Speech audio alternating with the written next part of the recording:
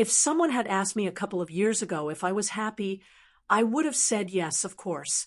I had a husband I loved, two wonderful children, a house with a white picket fence, and a garden where roses bloomed in the summer. By American standards, it was the perfect life.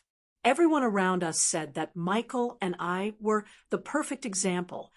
We had shared plans, jokes, evening movies on the couch, family picnics on the weekends. Sometimes I looked at us from the outside and thought, we did it, we survived, we built a normal life. In the morning, I would get up before everyone else, make coffee, hear the children arguing over breakfast, hear Michael humming in the shower. These were the familiar, comforting sounds of home. There was nothing special about them, but they represented stability. And I cherished that. After so many years of marriage, I stopped waiting for fireworks. I just wanted peace. We both worked a lot. I worked at a marketing agency. He worked in IT. Sometimes we ate dinner in silence. We were tired, but I didn't think much of it. All couples go through periods like that. The main thing was that we were together, that we were looking in the same direction. That's what I told myself. That's what I believed. Our friends envied us. You're like the perfect family from a magazine, my friend Lisa would say when she came to visit us. She didn't see how I would sometimes sit in the kitchen at night, unable to sleep, flipping through old photos where Michael and I were still holding hands, laughing, unable to tear ourselves away from each other. Back then, there was something passionate and real in those looks. Now it was just a habit, but I pushed those thoughts away. After all, we had everything: love, a home, children, stability. What else does a woman need, right?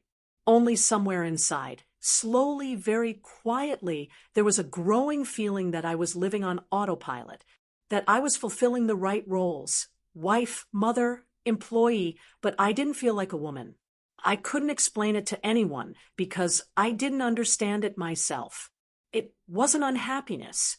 It was like a light dust on a perfectly clean glass. No one notices it, but you. When you live with someone for many years, you stop expecting anything new. Everything becomes predictable. Gestures, phrases, even the silence between words. I wasn't complaining. Michael was a good husband. Faithful, calm, reliable. He could fix the faucet, help the kids with their homework, bring me coffee in bed on Sundays. He did everything right. But somewhere between right and real, a gap grew over time that I was afraid to name. Our nights became short and quiet. Sometimes just a kiss on the cheek, good night, and that was it. Sometimes a rare attempt at intimacy, more out of a sense of duty than desire. And every time I tried to convince myself that this happens to everyone, that passion fades, and that's normal. But the body cannot lie. It misses the touch, the little things that once made my heart skip a beat. I caught myself no longer feeling desired. Michael looked at me with warmth, but without spark. I, too, had forgotten how to look at him as a man. We became a team, a good, reliable one, but without electricity. Sometimes I thought maybe there was something wrong with me. Maybe I wanted too much. After all, we had everything: a house, children, respect, partnership. Isn't that what people get married for? One night, lying next to him, I stared at the ceiling for a long time. He was already asleep, breathing evenly, his face buried in the pillow. And I suddenly felt lonely right next to the man I had known for half my life. The feeling was like cold air in a warm room. It wasn't painful, it just was. I tried to change something. I said that we should go somewhere together, try something new, at least get away for the weekend. Michael smiled and said, "Sure, as soon as we have time." But there was never any time. Always work, children, things to do. And with each passing month, I stopped asking. Gradually, I learned to pretend that I didn't need it. I learned to smile, joke, and appear content. Only sometimes, when I saw a man kissing a woman in a movie as if he couldn't breathe without her, I caught myself feeling a strange sensation. Not envy, but longing for my former self, for the one who once felt her blood rush faster from a single touch. It happened completely by accident. I wasn't looking for anything. I wasn't expecting anything. I wasn't making any plans. It was just that one day in May, I was sent to a conference in Denver. 3 days of work, presentations, coffee, business cards, boring conversations about marketing. I was just happy to get a change of scenery, sleep in a hotel, not have to make breakfast, and not pack school lunches. He appeared somewhere between presentations. Eric, tall, with a slight carelessness in his clothing, with a smile that immediately inspires trust. We started talking at the coffee machine, the most ordinary beginning. He joked, I laughed, and at that moment I suddenly felt as if someone had turned on a light inside me. It had been a long time since I had laughed like that, sincerely, not out of politeness. Then there was lunch with a group of people, then a general discussion, then evening wine in the hotel lobby. Everything seemed completely innocent, and I kept telling myself that it was just pleasant conversation between colleagues. But something stirred inside me, something I hadn't felt in a long time. When he listened, his gaze was focused only on me, not on his phone, not somewhere else. And that made me a little scared. We talked about everything: work, life, children, how quickly time flies. His wife had died a few years ago, and he was raising his son. There was a weariness in his voice that was painfully familiar to me. We both laughed that, apparently, over the years we had become too grown up to dream, and yet we still dreamed. When the evening ended, he walked me to the elevator. We just said goodbye, without touching, without flirting. But when the doors closed, I realized that my heart was beating as if I had run a marathon. I stood in front of the mirror in my room and didn't recognize myself. My cheeks were burning, and there was a new sparkle in my eyes. The next morning, I saw him again. He was standing at the front desk, drinking coffee and typing something on his phone. He looked up, smiled, and said, "Good morning, Jen." And that simple "good morning" sounded like he was saying my name for the first time in the world. I didn't know what would happen next. Maybe nothing. Maybe it would all end with this conference. But even then, it was as if a door had opened inside me that I had long since closed from the inside. And the air behind it was different, alive, full of electricity and some kind of quiet, dangerous anticipation. After the conference, we started texting each other. At first, it was just short messages, work jokes, links to articles, light comments like, "You'd appreciate this." It all seemed harmless. But somewhere after the second week, I caught myself checking my phone more often than before, waiting for a notification to light up, smiling at the screen as if someone were talking to me in a language I had forgotten. Michael didn't notice anything. He was busy with work, home, his own affairs. Everything was going as usual, but inside me, everything was already different. I began to listen to Eric, wait for his words, remember his voice. There was something in him that I had been missing for a long time. Attention. Real, not distracted, not mechanical. We started calling each other, sometimes late at night, when the children were asleep, and I was sitting in the kitchen in the dim light with a glass of wine, whispering, as if I was afraid someone would hear. We talked about everything, and the more I told him, the more I realized I was alive again. It didn't happen all at once. Not like a flash, but like a gradual slide down a slope that was impossible to stop.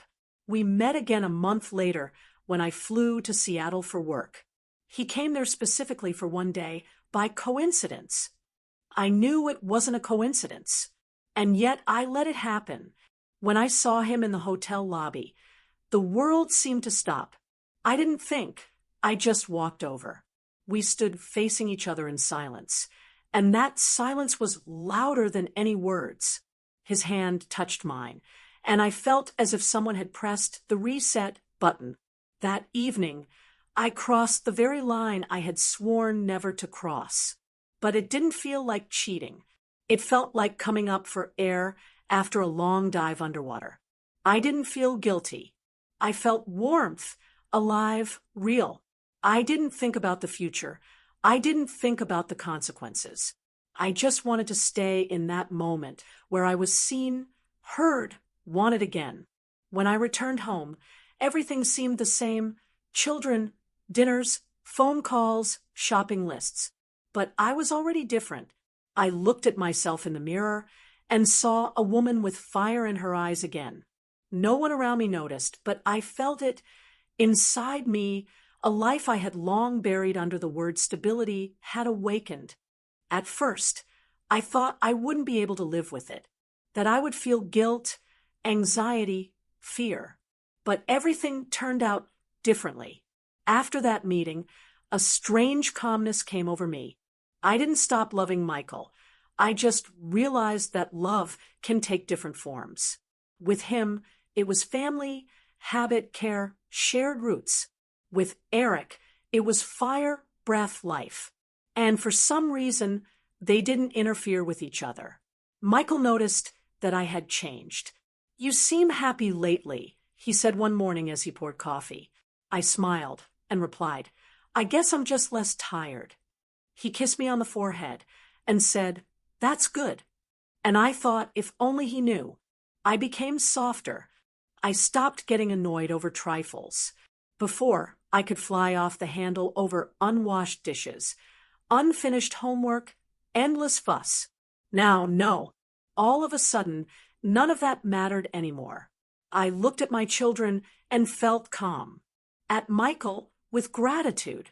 It was as if I could breathe deeply again. Eric didn't demand anything. He didn't talk about the future, didn't ask for more. We just met from time to time. Short phone calls, rare meetings, quiet moments between responsibilities. He became a secret island for me, where I could be myself, without roles, without schedules, without masks.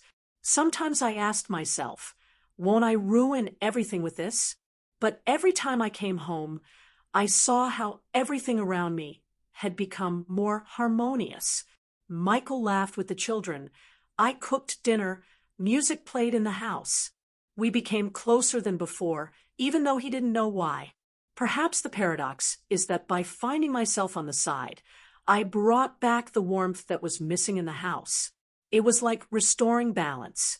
Not the right one, but the real one. I knew I was living on the edge, that everything could collapse from one random detail, one glance, one message, but inside I felt a fragile, precious balance. I didn't feel like a bad person. I felt like I had finally stopped being a shadow. When I looked at Michael, I no longer thought about what we didn't have. I thought about what we did have. Family, home, love, albeit in a different form. And I realized that sometimes in order to keep it all, you have to allow yourself a little bit of untruth. Sometimes I think that it all has to end, that you can't live forever on the edge, between truth and lies, between duty and desire. But then morning comes when Michael reads aloud to the children, and I stand in the kitchen drinking coffee and feeling the warmth of the house, the smell of pancakes, the laughter.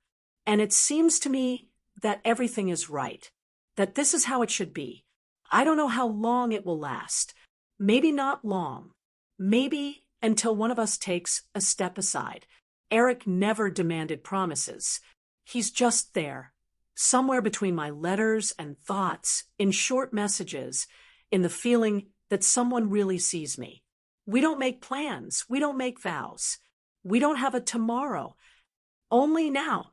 Sometimes I think it's unfair to Michael, to the children, to the whole picture of the perfect family we've so carefully built. But honesty is a strange concept. You can be honest with others and betray yourself, or you can break the rules, but for the first time in a long time, tell yourself the truth. I no longer feel empty. I laugh again. I feel life flowing. Maybe this is my way of surviving. I didn't seek out infidelity. I didn't plan betrayal. I just realized one day that if I didn't get my feelings back, I would disappear completely. And maybe it sounds scary, but deep down I'm grateful that everything happened the way it did. Sometimes when I lie next to Michael and listen to his breathing, I think about how much I still love him. Just differently. Not like before. Not with my body, but with my heart, my memory, my habit, my gratitude. It's a quiet, mature love without fire, but with roots. And with Eric, it's a love without a future, but with passion. And maybe these two feelings shouldn't exist together, but they found a strange balance within me. I'm not looking for excuses. I'm just living. And maybe someday it will all end, like books end, where the characters don't get forgiveness, but find peace. For now, I just watch Michael laugh with the kids, watch the sun set on the floor, and think. Sometimes, to save a family, you have to betray expectations. But not yourself.